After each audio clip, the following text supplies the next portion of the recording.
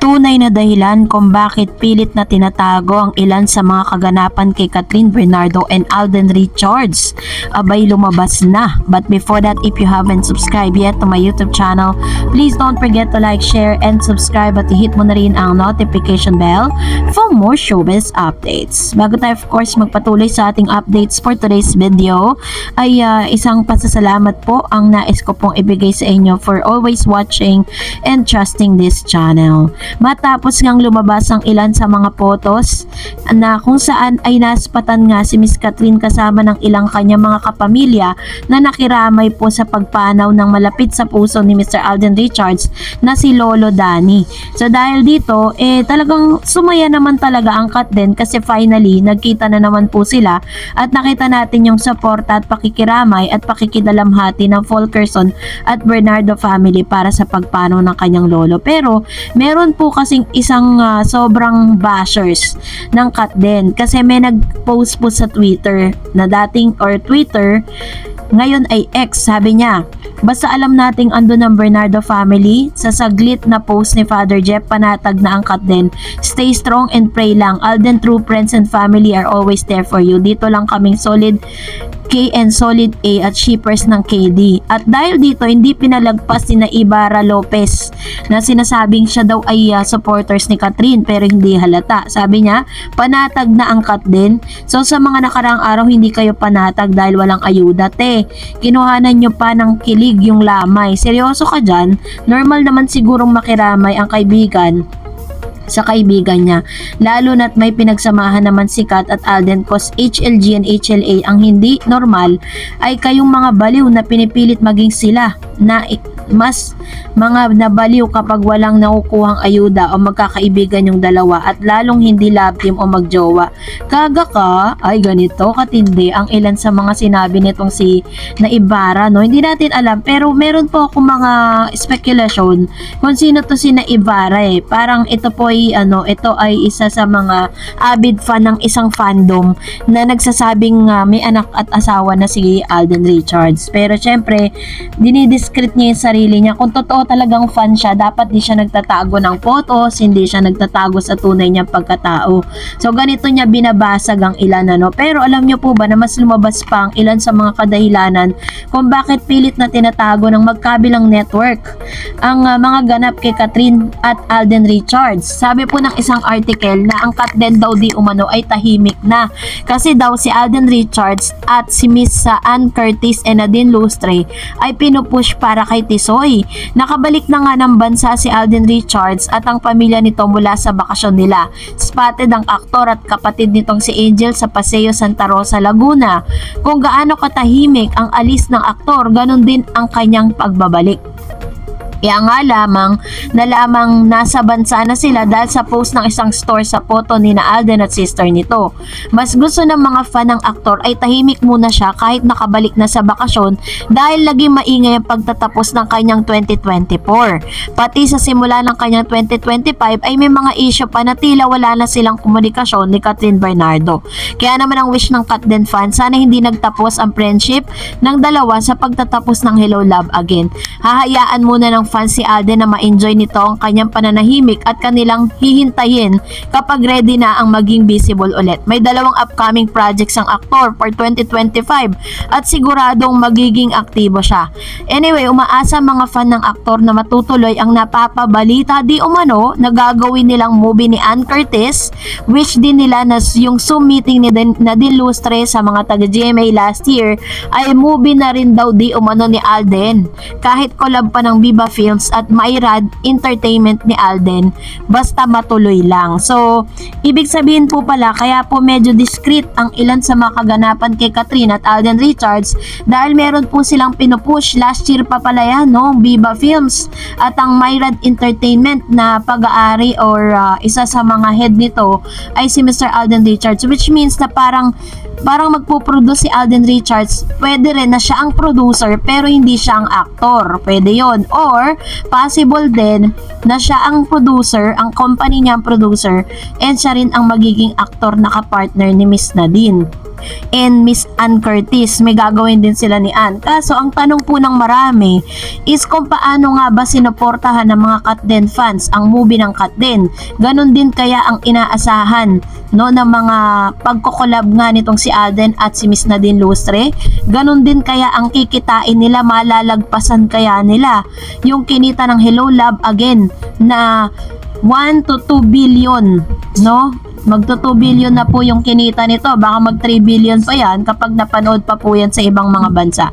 So yun yung aantayin natin. At kayo po, ano pong inyong saloobin patungkol dito? Comment down below.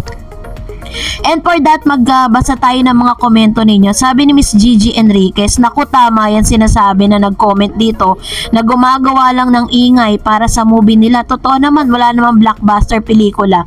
Pelikula yan si Kim Chiu. Ngayon pa lang magsusolo with live team pa, hindi naman makagawa ng solo film yan. At nako, pwede ba wag patulan niyang solid Katden lang ang number 1 sa akin, wala nang tataas sa Katden. Ayan, so ito naman sabi ni Ma'am si Gigi, siguro let's give them a chance, no? Wag na muna natin silang masyadong i-judge, malay naman natin, 'di ba? Bigyan naman din natin sila ng chance na maipakita at maikater din po nila sa public yung kanilang talent, 'di ba? Actually, wala naman pong masamang tinapay sa Kim Pao. Ang talaga nagpapasama lang yung mga fan dahil nga dinadamay nila ang Katden sa galit nila. Sabi ni Serenato, marketing strategy or not, Kapa fans, ko-fans, huwag kayong maninisi, hindi maganda yan, or Kim Pao fans, huwag kayong manisi, hindi maganda yan, lalo na lalayo ang loob ng mga casual sa ganong pag-uugali. Sino pang tatangkilik sa movie ng Kim Pao fans lang, lalong hindi kikita ang movie ng idol nila. Meron ako favorite quote, huwag mong hanapin ang sahog ng spaghetti sa kulang na sahog ng pansit. In short, wag mong tignan kung anong meron sa Katden. Hanapin nyo sa Kim Pao fans ang kakulangan pa ng Kim Pao.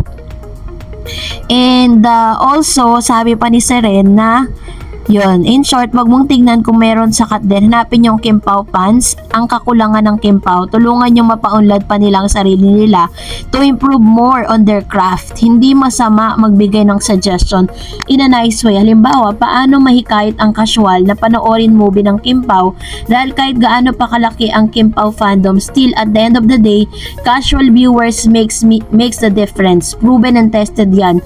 Nagawa na ng Katden sa movie nilang HLA. Look how successful it is. Tama naman, 'di ba? Kung talagang mga totoo silang mga fans, dapat hindi parang ang ginagawa kasi nila, sinisiraan nila yung isang fandom o sinisiraan nila yung isang love team para umangat yung love team na sinusuportahan nila. Parang crab mentality ganon, which is maling-mali, no? Kung gusto talaga nilang magkaroon ng strategy or maging maganda yung kanilang strategy sa pagpo-promote ng movie ng Kim Pao, dapat hindi ganun. And I don't know, pero hanggang ngayon kasi parang walang ginagawa yung Star Cinema para po palakasin yung movie ng Kim Pao. Feb 12 na po lalabas yun. Sabi ni Miss Jennifer, tama lang yan. May pre-nuptial agreement for the safety of both party. Understood na yon. Di kailangang aminin dahil evidence na sila na nga. Huwag nyo nang pakialaman yung Kim Pao, problem nila yon. At ang concern management, siguradong may better plan. So gusto ko lang po ring i-correct po, yung prenuptial agreement, yun po ay fake news. Wala pa pong ganong ganap kay Miss Kat at Alden Richards. Sabi ni Miss Amelita, nagpapaingay lang yan para mapag-usapan. Sabi nga ni Paulo ay nape-pressure sila. Sabi sa sulat ng Star Cinema, March 26 ang kanilang pelikula. Dalaga po. Ibig sabihin hindi pala totoong Feb 12 na urong na naman. Sabi ni Ma'am si Jennifer, tama lang may prenuptial agreement for the safety of both party. Yan. So, inulit lang niya yung kanyang comments. So, salamat po Ma'am si Jennifer. And Miss Tita Esparagay. Sabi niya, hi Miss Tareds. Anyway, musam po ulit sa lahat ng mga Katden fans. Shout out, to be honest, nakakasad lang. Kasi, tayong mga Pilipino away ng away sa mga fans. Alam natin na malakas ang Katden.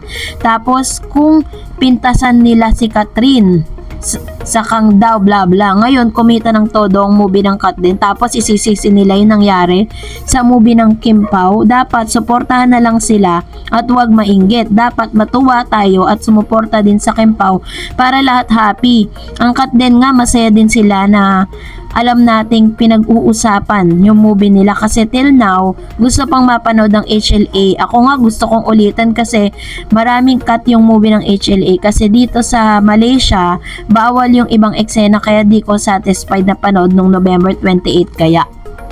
Ayun, ito na may sabi ni Ma'am si Brenda Katindoy. So, sabi pa niya, kaloka naman sila, inggit pikit, wag na i-compare kasi malabo sa kikitain. Pero sa acting pwede, pantayan, same nila magagaling. Nagkataon lang na good daughter and good son yung cut din. Kasi family-oriented din sila. Inuuna mga sariling happiness dahil ang true happiness ay makatulong sa pamilya at ibang tao, lalo na sa mahihirap. Kaya bless ang cut din. Maawain kasi si Alden at cut at mababait sa mga fans. Ayan, to naman yung kanyang point of view with regards to this, ano, kasi makakatulong talaga yon yung kanilang credibility, yung kanilang marketing, no, yung kanilang publicity na tinatawag, malaking help po yun to promote their movie. So anyways, maraming salamat po sa inyong mga komento, and that's it for today. For more videos and updates, please don't forget to like and subscribe, and please don't forget to follow my Facebook page, Dar Eds TV. God bless everyone!